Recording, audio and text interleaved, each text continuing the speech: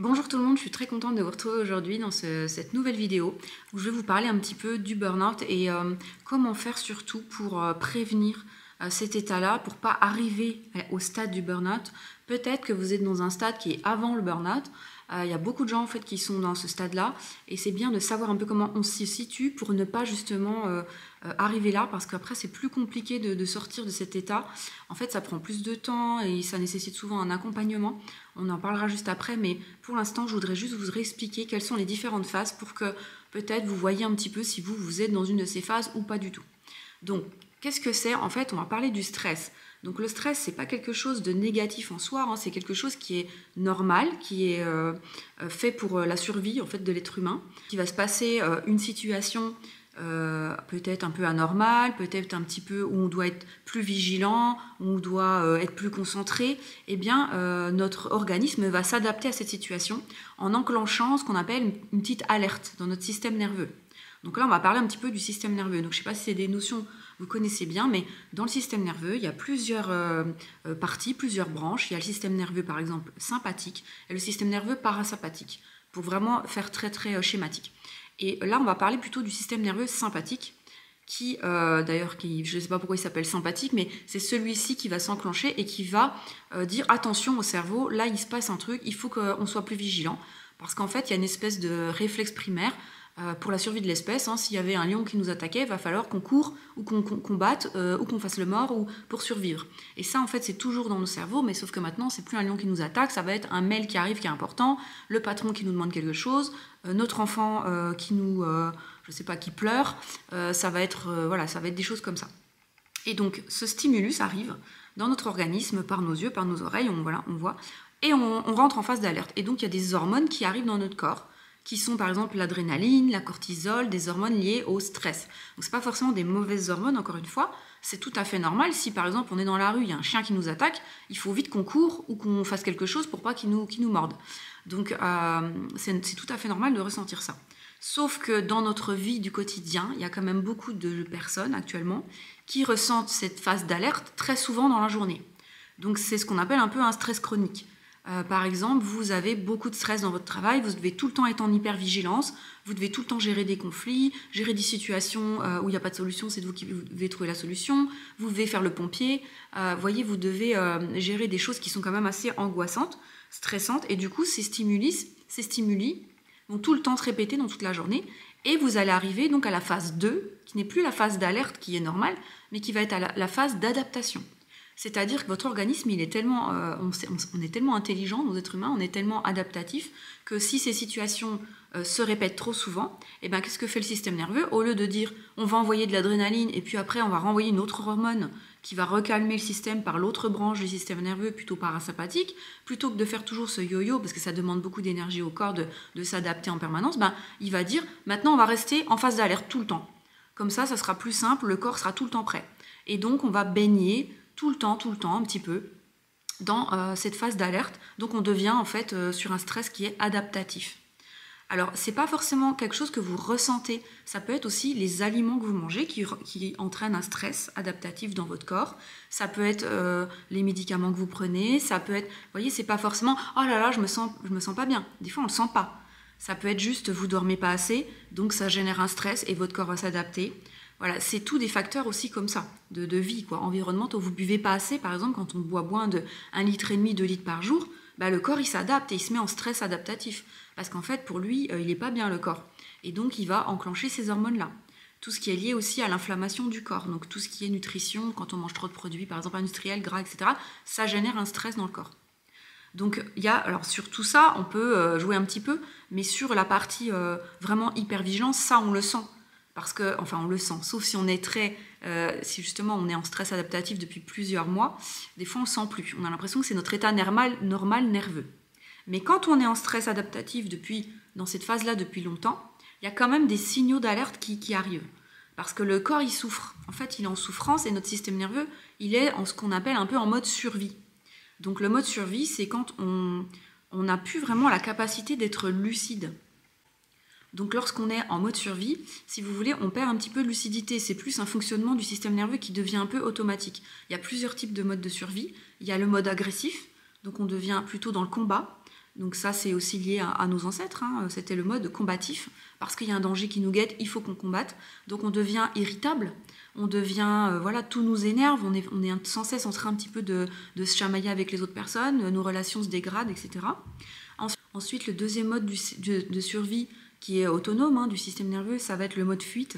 Donc on va plutôt fuir les situations qui nous angoissent. Donc par exemple, on reçoit un mail qui nous stresse, ben, on va plus le regarder, donc on va laisser s'accumuler les choses. Ça peut être pareil, par exemple, des choses qui nous stressent au niveau administratif, ou des conflits qu'on a avec des personnes, donc on évite ces personnes, ou on stresse, on commence à plus vouloir voir du monde, on peut développer des phobies aussi, d'être avec les autres. Donc ça va être des comportements d'évitement, en fait. Et puis le troisième mode, c'est un peu le plus grave, on va dire, c'est quand on est complètement figé. Donc ça peut arriver. J'ai déjà vu en réunion, par exemple, une personne qui travaillait avec moi. On était dans une réunion très très stressante, et puis cette personne, tout d'un coup, elle pouvait plus parler. Elle bougeait plus, j'avais l'impression qu'elle était plus dans la pièce. Elle était un regard fixe et elle bougeait plus, elle arrivait plus. Donc ça peut arriver quand on passe un examen, qu'on est étudiant, on a tellement peur que tout d'un coup, tout se fige, on ne comprend plus ce qu'on nous dit, on est comme si on était dans un monde parallèle et on n'est plus vraiment là. En fait, c'est le système nerveux qui prend le dessus et voilà. Donc ces modes-là, en fait, ils arrivent très souvent quand on est déjà dans une phase de système de stress adaptatif, des fois depuis longtemps. Donc ça, c'est ce qui se passe au niveau de notre comportement. Ce qui peut se passer aussi, c'est au niveau physique. On va avoir plein de tensions dans le corps. Donc, qu'est-ce qui va se passer ? On va avoir des douleurs qui arrivent dans le dos. Moi, j'ai une douleur alerte qui m'alerte quand je commence à être dans un stress adaptatif. Je sais que j'ai ma douleur en bas du dos à droite qui va se réveiller. Et cette douleur-là, elle me parle, elle me dit « Attention, là, tu es en mode survie, peut-être depuis quelques jours, quelques semaines. » Et cette douleur commence à tirer. Donc, sans m'en rendre compte, en fait, je commence à un petit peu trop serrer mon dos. On serre les épaules, on a du mal à dormir, on peut avoir plus de mal à s'endormir, on peut se réveiller la nuit, on peut avoir des réveils à 5h du matin, le sommeil commence à être plus léger, on peut avoir des migraines, on peut avoir des pertes d'appétit ou au contraire manger beaucoup plus, donc des fluctuations de poids. Donc je vous l'ai dit, on devient aussi très irritable. On peut avoir une énorme fatigue parce que du coup, comme on dort mal le matin, on n'est pas du tout reposé, donc la fatigue s'accumule. Donc il y a tout un tas de choses comme ça qui sont vraiment précurseurs du burn-out. Ensuite, ça peut durer des semaines, des mois, des fois des années. Et ensuite, à un moment, le corps, comme il est bien fait, il se dit, là, la personne, elle baigne dans les hormones du stress depuis trop longtemps, plusieurs semaines, plusieurs mois, plusieurs années. Donc, on va arrêter ça. Et donc, tout est coupé dans le corps. Et là, c'est le jour où la personne, elle est carrément en burn-out. Donc, elle ne peut carrément plus se lever, elle ne peut plus conduire. Elle est, par exemple, en état d'anxiété permanent, mais un état d'anxiété qui fait qu'elle n'arrive plus du tout à dormir. Il y a des gens qui sont carrément insomniaques pendant plusieurs semaines. Ils ne mangent plus du tout, ils perdent énormément de poids. Donc là, ça devient vraiment un état qui peut conduire à la dépression. Donc c'est pour ça que je vous dis, si vous sentez que vous êtes déjà dans la phase de stress adaptatif, faites attention, parce que quand ça dure trop longtemps, c'est le corps qui décide, c'est pas votre tête, c'est votre corps qui va décider à votre place de réguler ça. Et pour que vous vous arrêtiez, il va tout couper.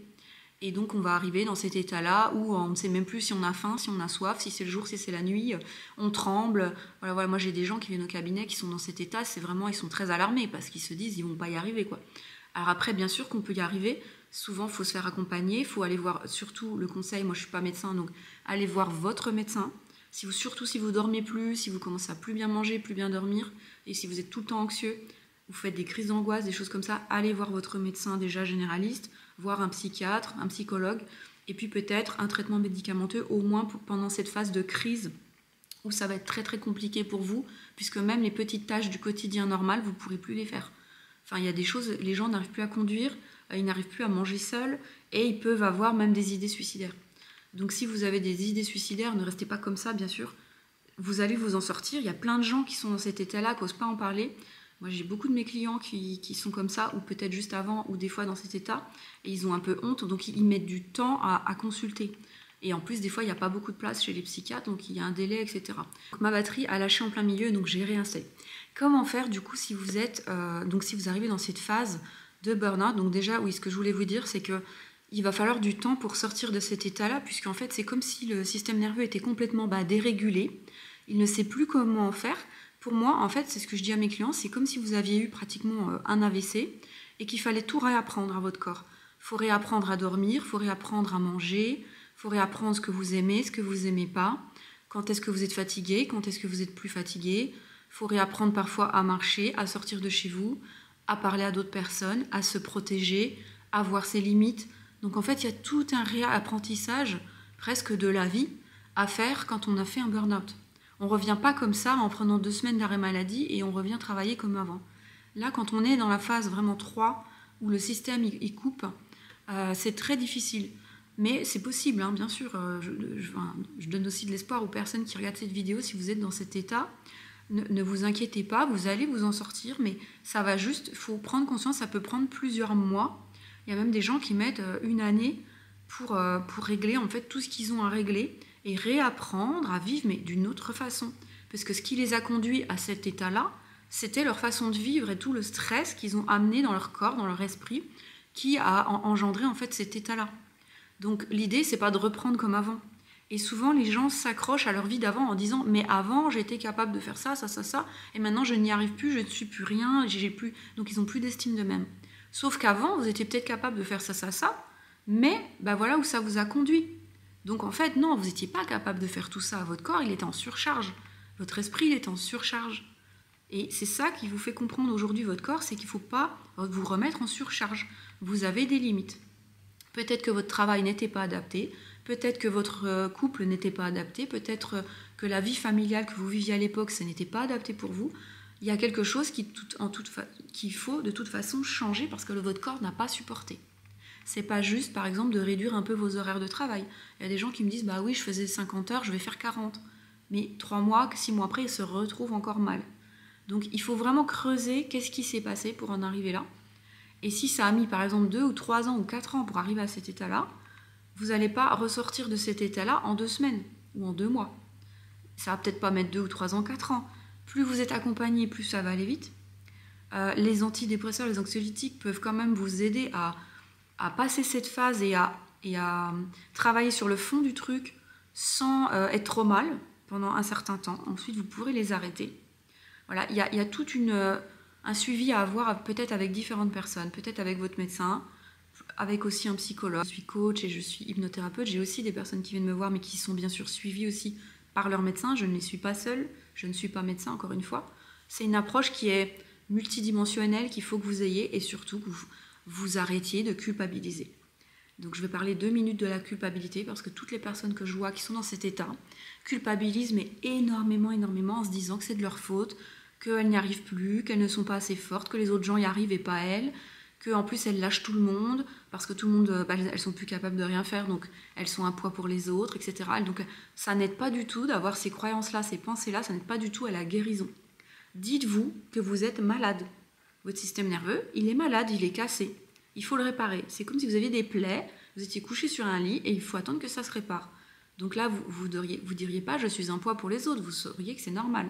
Ou si vous aviez un cancer, et puis vous seriez en chimio pendant 1 an, vous seriez faible et les autres devraient s'occuper de vous. C'est pareil, sauf que là, ça ne se voit pas, c'est un mal qui est invisible, ce n'est pas un cancer, vous ne faites pas de chimio, ce n'est pas des plaies. Donc on a l'impression qu'on n'a pas vraiment une maladie, mais on est mal tout le temps et on culpabilise. Vraiment, dites-vous que vous êtes malade nerveusement. Votre système nerveux est dérégulé, il ne sait plus travailler, il ne sait plus quel message il doit envoyer à votre corps. Donc il a tout coupé et maintenant il faut lui apprendre, le remettre en sécurité. Les gens qui sont comme ça ne sert à rien, je dis ça pour les accompagnants, de leur dire force-toi, lève-toi, allez, va dehors, ça va aller mieux, viens en famille, on fait un repas de famille, ça va aller mieux, tu vas voir, ça va te changer les idées. Non, les gens qui sont comme ça, il faut les laisser, ils ont besoin de sécurité intérieure. Parce qu'ils sont en insécurité permanente, l'anxiété elle est énorme, et ils ne savent pas ce qui leur arrive, ils perdent complètement leur identité, parce qu'ils étaient par exemple, je sais pas, chef d'entreprise, restaurateur, infirmière, ingénieur, et puis d'un coup ils n'ont plus de travail parce qu'ils ne peuvent plus travailler, donc ils sont quoi ? Ils ont plus leur identité déjà professionnelle, parfois ils n'ont même plus l'impression d'être parents, d'être conjoints, donc ils perdent leur identité aussi personnelle, donc ils ne savent plus qui ils sont. Donc vraiment ils sont dans un trou noir, c'est extrêmement difficile. Donc de leur dire reviens dans ta vie d'avant, regarde, tu vas y arriver, remets-toi dans les activités que tu aimais avant, ça va te faire du bien, etc. Pas forcément. Par contre, d'être là pour eux, de les soutenir, de les écouter, de comprendre leurs angoisses, de ne pas les forcer à faire des choses qu'ils n'ont pas envie. Peut-être juste des tout petits challenges tranquillement quand ils arrivent déjà à dormir et à manger. Au début, c'est une question de survie. Il faut juste dormir, manger. Quand vous êtes vraiment en burn-out profond, veut dire manger et dormir déjà, c'est un gros challenge. Hein. Vous lavez déjà, vous levez pour vous laver, etc. C'est un gros challenge. Les premières semaines, si vous n'êtes pas accompagné, c'est difficile. Et c'est pas une question de volonté. C'est pas parce que vous avez plus de volonté. C'est juste votre corps, il ne peut plus faire. Votre corps ne sait plus faire. Je vous dis, c'est comme si vous aviez eu un AVC et que votre cerveau, il ne sait plus faire certaines choses. Il faut de la rééducation tranquillement. Donc, c'est quand même... voilà, on en parle beaucoup du burn-out, mais quand on voit des proches qui ont ça, ou moi je vois des clients qui ont ça, ou qu'on l'a subi ou qu'on l'a eu, on se rend compte que c'est vraiment quelque chose de très très très impactant. C'est pas tout le monde qui fait un burn-out. Il y a des gens qui sont en phase d'alerte, qui sont déjà pas bien du tout, qui se bloquent le dos, qui ont des migraines permanentes, qui dorment très mal. Ils sont même pas encore en burn-out, ils sont en phase d'alerte encore, en phase d'adaptation. Donc si vous vous sentez que c'est déjà difficile pour vous de dormir sereinement, que le matin vous vous sentez fatigué, que vous êtes irritable, que vous êtes souvent en mode survie, c'est-à-dire en mode combat, c'est-à-dire agressif, ou en mode fuite, vous fuyez les problèmes, ou vous fuyez les autres, vous commencez à moins sortir de chez vous, ou en mode carrément je fais le mort, je suis figé dans certaines situations, je n'arrive plus à comprendre ce qui m'arrive, je suis figé, déjà ça c'est de l'adaptatif. Vous pouvez aussi avoir des problèmes de digestion qui commencent vraiment à arriver, l'intestin irritable, enfin plein de choses. Donc vraiment faites attention à vous. Quand je dis aux gens tout le temps prenez soin de vous, ça ne veut pas dire allez vous faire masser, allez chez le coiffeur, maquillez-vous. Prenez soin de vous, c'est ça en fait. C'est regarder comment vous respirez, comment va votre corps, comment vous vous sentez globalement au niveau nerveux, au niveau de votre esprit, comment sont vos pensées, est-ce que ça fuse tout le temps, ou est-ce qu'il y a des moments où vous avez l'impression que c'est plus calme? Est-ce que vous ressentez de l'anxiété dans votre corps? Est-ce que voilà, il y a des douleurs? C'est ça en fait, prendre soin de soi au quotidien. C'est pas s'offrir un spa ou une fois par mois et on se dit c'est bon, je me suis occupée de moi et c'est bon, je repars dans mon boulot à fond la caisse. Vous voyez, moi je vous dis ça parce que j'avais l'impression que je prenais soin de moi pendant des années et en fait je mangeais mal. Par contre, j'allais chez le coiffeur souvent, je m'achetais des habits, je faisais du shopping, j'allais me faire masser de temps en temps. Enfin, j'avais l'impression de faire des choses qui prenaient soin de moi. Mais finalement, j'étais ultra stressée. Parce qu'en plus, quand je prenais soin de moi, imaginons, j'allais chez le coiffeur pendant 2 heures, je prenais du retard dans mon travail, donc du coup, j'angoissais, je revenais au travail, je devais rattraper, je retravaillais jusqu'à minuit le soir, etc. Donc ça, c'est pas prendre soin de soi, c'est pas se respecter. Il m'arrive encore de le faire, mes vieux démons reviennent souvent. Alors, je n'ai pas fait vraiment de burn-out, mais je pense que j'ai été en phase d'adaptation pendant plusieurs années. Et heureusement pour moi, mon corps a tenu. Alors, j'ai quand même fait 2 lumbagos qui m'ont fait quand même des phases d'alerte où j'étais vraiment bloquée, mais l'anxiété, ça allait. Et j'avais quand même des crises d'angoisse de temps en temps, donc j'étais quand même pas loin du burn-out à un moment donné. Et maintenant, je sais que voilà, si je recommence à ne plus me respecter, à ne plus respecter mes limites, ce qui m'arrive de temps en temps quand je force un peu trop, notamment sur mon travail, ou ça peut être aussi familial. Hein. Si vous avez plusieurs enfants, que vous êtes à fond dans votre rôle de mère, qu'il y a des problèmes qui se posent au niveau de vos enfants, ou eh ben, vous pouvez tellement investir dans ce truc et tellement soucieuse que ça vous fait un burn-out parental. Moi, j'ai aussi des personnes qui viennent me voir au cabinet qui ne travaillent pas, qui sont mères au foyer, qui font des burn-out parentaux, parce qu'elles s'occupent en permanence de leurs 2-3 enfants. Elles sont tout le temps en train de s'occuper de tout toutes seules. Et c'est tellement difficile, tellement angoissant, stressant que elles n'en peuvent plus. C'est un stress chronique qu'elles se mettent. De vouloir aussi la perfection, c'est un stress chronique, ça. Donc quand je vous dis sur la vidéo de la semaine dernière comment faire pour lâcher prise, ça c'est un des moyens de ne pas arriver justement à cet état-là. C'est de tous les jours, faire un peu de lâcher prise sur ce qui vous gêne, sur ce qui vous angoisse. Il y a tous les jours des choses qui nous gênent ou qui nous angoissent ou qui nous embêtent ou qui nous mettent en colère. Tous les jours. Là, moi, aujourd'hui, j'ai une chose, je sais que ça m'angoisse. J'ai pas très bien dormi, du coup, j'ai un petit peu mal au dos ce matin, parce que ça fait 2-3 jours que je pense à cette chose-là. Donc, cette chose-là, par exemple, qui m'angoisse, soit je la fais pas très souvent, parce que c'est quelque chose que je sens que mon corps, il a du mal. Donc, si je veux vraiment me respecter, il faudrait que je ne fasse plus du tout cette chose-là. C'est quelque chose que je dois faire dans mon travail.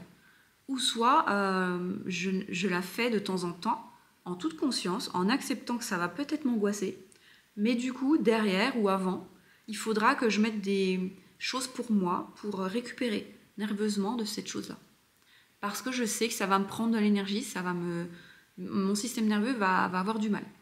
Et en fait, plus on est dans un stress adaptatif longtemps, plus le système nerveux a du mal à accepter les pics de stress. Donc notre fenêtre de tolérance au stress, elle réduit, jusqu'à devenir toute petite. Le moindre stress après, vous pouvez être en angoisse totale. Vous allez, je sais pas, vous voulez inviter des gens, vous voulez faire un repas, il vous manque un ingrédient, limite vous allez pleurer ou faire une crise d'angoisse, parce que finalement, ce petit stress-là, pour vous, ça serait un truc énorme parce que vous avez une fenêtre de tolérance très très basse. Parce que vous êtes tout le temps soumis à du stress toute la semaine, et ce truc du week-end, ça va être la goutte d'eau qui fait déborder le vase, voyez ? Ou alors votre enfant va venir vers vous, va faire une crise ou je ne sais quoi, et vous allez péter un câble. Vous allez hurler, alors que c'était pas si grave. Mais vous n'allez pas vous reconnaître, même parfois. Moi, ça m'est déjà arrivé. Des fois, je ne me reconnais pas. Je me dis, mais pourquoi je crie comme ça pour ça ? En fait, c'est pas grave du tout. Mais c'est parce que ma fenêtre de tolérance est toute petite. Parce que les semaines avant ou les jours avant, j'ai vécu plein de choses stressantes qui m'ont mis tout doucement un peu en mode survie. Et du coup, je suis en mode survie, donc je n'ai plus vraiment ma lucidité complète, je n'ai plus ma réflexion, je n'ai plus mon calme. Je respire mal. D'ailleurs, quand on est en mode survie, on respire très mal. On est même presque en apnée. Donc quand c'est comme ça, il faut vraiment aller marcher. C'est ce que je vous ai dit dans la vidéo de la semaine dernière, je vous la remettrai. Il faut lâcher prise, quoi. Il faut se redonner de l'espace. Il faut se redonner du temps. Même s'il y a plein de trucs à faire, il faut lâcher. Il faut faire des pauses. Sans culpabiliser. Même si le travail va s'accumuler, moi je suis à mon compte, si je ne travaille pas, ça s'accumule. Ça ne part pas le travail. Il n'y a pas quelqu'un d'autre qui le fait à ma place. Ça, j'accumule du retard. Donc ça peut générer un nouveau stress. Il faut que je gère tous ces stress-là.